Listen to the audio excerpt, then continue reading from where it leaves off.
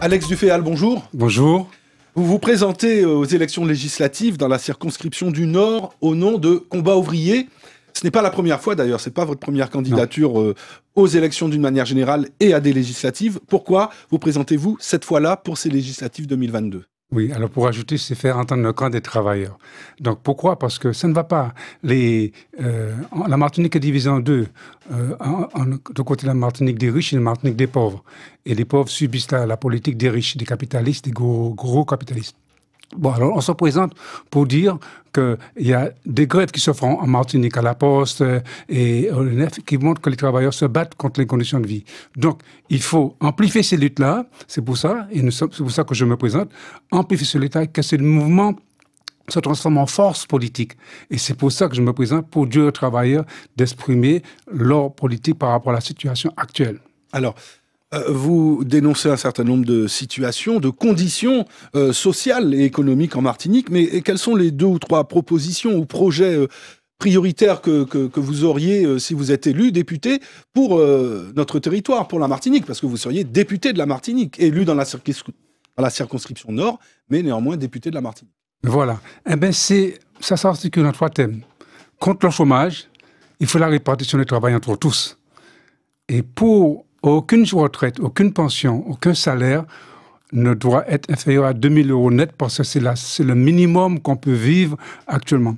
Et aussi, le contrôle des comptes des entreprises pour dévoiler le secret commercial, pour pouvoir voir combien d'argent que les patrons ont les gros capitalistes ont dans leur caisse. Parce que vous avez la Brasserie Lorraine, par exemple, qui est en redressement judiciaire. Mais combien d'argent? On ne sait pas le compte, on ne sait pas on sait pas combien d'argent ils ont donné aux actionnaires.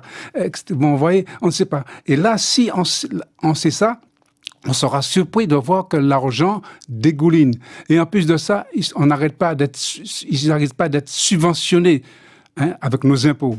Donc on en a marre, les travailleurs en ont marre. C'est eux qui me le disent, c'est eux qui le disent. Moi, je ne sais que le porte-parole des travailleurs.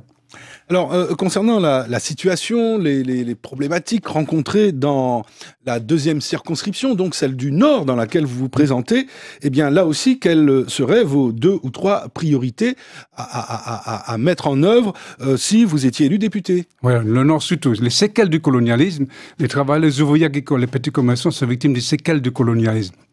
Et en plus de ça, ils sont victimes du chlordécone, où on voit des capitalistes, Becquet, il faut le nom, mais d'autres aussi, on connaît leur nom, qui ont empoisonné volontairement la population parce qu'ils savaient que ça allait empoisonner. Et ils sont tranquilles, la justice ne les condamne pas. Alors ils disaient, eux, que c'était pour sauver les récoltes de bananes, qui étaient menacées par un champignon. Oui, d'accord, mais c'était d'abord pour... Oui, d'accord, mais c'est leur poche. Ils ont vu, parce qu'il y a même un qui m'a dit que oui, mais ça rapporte beaucoup d'argent, il me l'a dit. Je préfère ne pas dire son nom parce que j'attends un moment, mais il me l'a dit. Ça rapporte beaucoup d'argent, le chlordécone, là. Donc, alors, non, voilà une situation. Une situation aussi où il y a 40%. Puis donc 28% de la population qui vit sous le seuil de pauvreté dans le Nord. Eh bien, c'est une priorité. Il y a des gens qui n'ont même pas 400 € pour vivre. C'est une priorité. Alors, les promesses électorales, et ça suffit comme ça parce qu'on n'arrête pas. Parce que pendant ce temps, pendant que les députés sortent, ils ont fait des promesses électorales, les patrons, ils s'en moquent. Ils s'en moquent parce que ils continuent. Alors, ils vont avec les autres, là, si les autres passent, ça va faire la même chose. Ce qu'ils pensent, c'est d'abord leur poche. Alors, donc, il faut une force politique pour contrebalancer ces situations. Alors, précisément, Alex Duféhal, candidat dans la circonscription du Nord au nom de Combat ouvrier, qu'avez-vous à dire pour conclure d'essentiel pour convaincre les électrices et électeurs du nord de la Martinique, de la côte atlantique à la côte caraïbe? J'appelle les travailleurs, les paysans, les petits agriculteurs, les ouvriers, les petits commerçants à exprimer leur colère pour dire qu'ils en ont assez de situation qui fait que c'est toujours les riches qui sont toujours riches et les pauvres qui sont toujours riches. Exprimer avec nous qu'il faut voter pour dire, voter le camp des travailleurs, Alex Duféhal et Jean-Étienne Bredas, mon suppléant, pour dire qu'ils ont